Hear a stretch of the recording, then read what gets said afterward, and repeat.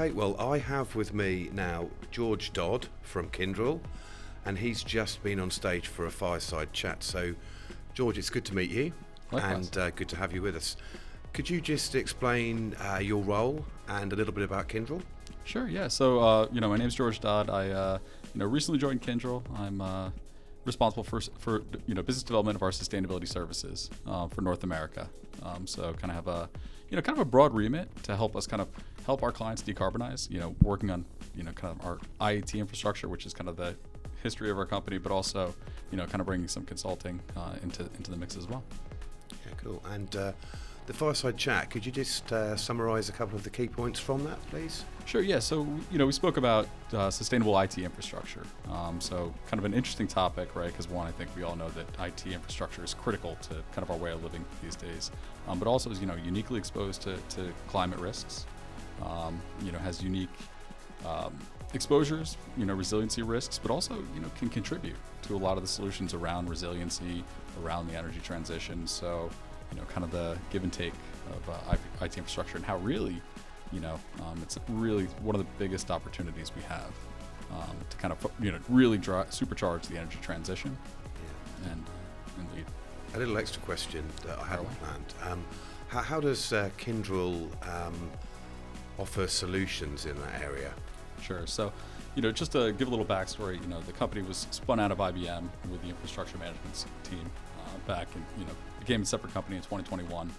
And obviously data centers and IT infrastructure has become really top of mind, not too long. So we're uniquely positioned to help kind of starting off at the infrastructure, helping our, working with the hyperscalers, our main partners, working with real estate companies to help one decarbonize, but also kind of work up through the technology stack and really kind of help our clients decarbonize. Yeah. And an event like this, where we've got executives from procurement, supply chain, and sustainability, what do you think of the benefits of that? Sure. I think the biggest benefit is one, when you think about procurement, right, that is you working with your counterparts, right, whether they're your purveyors or your customers, right? So that's an opportunity, one, to kind of work together on solutions to become more sustainable.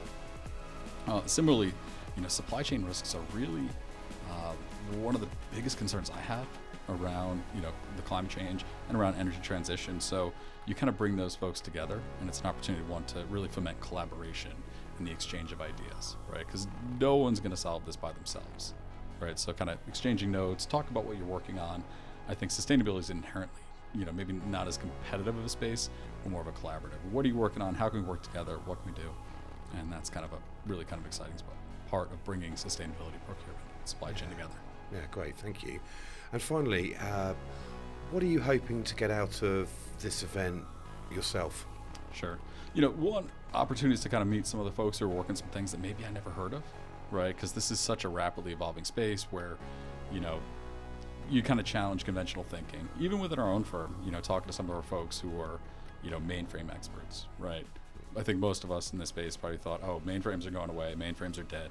And it's the opposite, because they're really great opportunities to use AI in an energy efficient way. So the opportunity to work with other folks who maybe have different thoughts, different ideas, or working on something differently, I think there's so much creativity and creative destruction in the sustainability space that I love to hear from what other folks are working on. Fantastic. Thanks, George. Great. Great to talk to you.